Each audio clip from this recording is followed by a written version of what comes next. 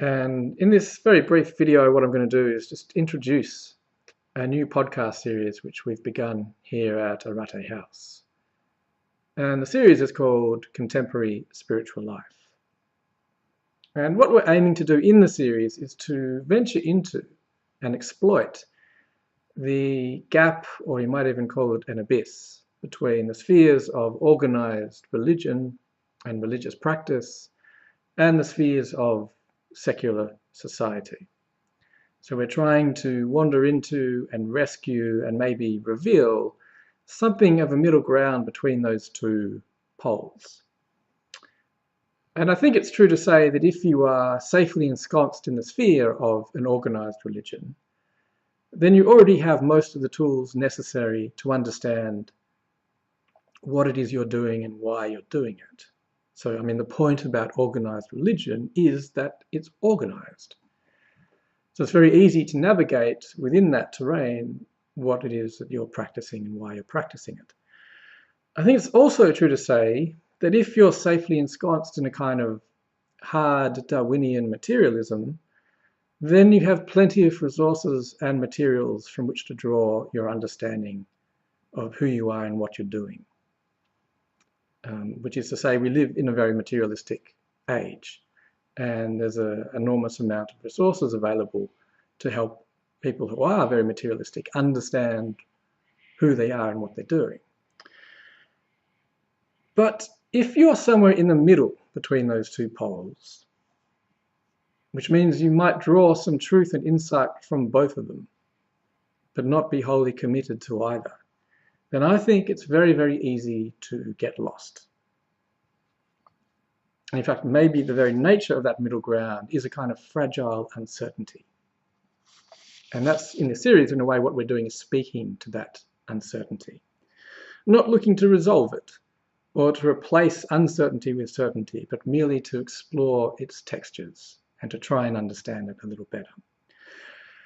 So that certainly implies looking somewhat historically at how this middle ground came to be.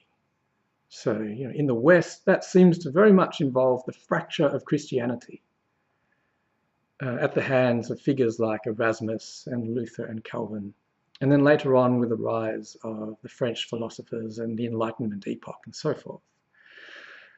In more modern times, it clearly seems to imply the rise of what we call globalization, and with it, the interplay and cross-cultural exchange of different arenas of practice and thinking. So, for example, one of the things we're very interested in this series is the relationship between European or Anglo-American ways of looking at things with East Asian or Indian ways of looking at things. So we're particularly interested in exploring the transmission of Indian and East Asian ideas and practices to Western practitioners. So we certainly explore some of those currents from different analytical angles, from historical angles, from sociological angles, from philosophical angles. But at heart, what we're really trying to uncover is something which is a little bit more direct and phenomenological, which is a fancy way of saying experiential.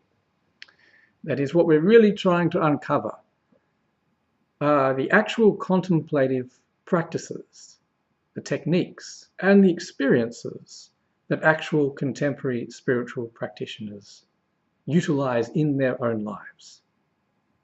So the series is really about giving voice to that, because that is often very concealed and very marginalized and, maybe somewhat secret even. So really what we're trying to do is uncover that and bring that into the sphere of openness so that we may learn something from it.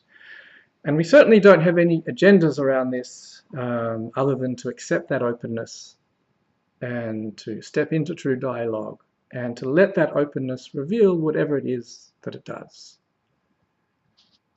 So it's very much a pluralist venture. We're not committed to any tradition, and we're interested in hearing the experiences of practitioners from the vast range of different contemplative practices that exist in today's age.